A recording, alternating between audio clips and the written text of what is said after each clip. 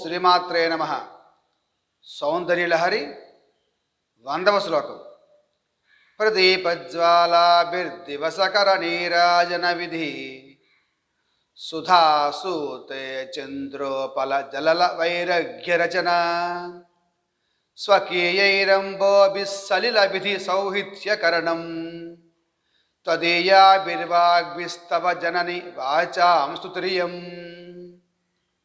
ఓ తల్లి, ఈ నా వాక్కు నీవు అనుగ్రహించిన వరమే కదా.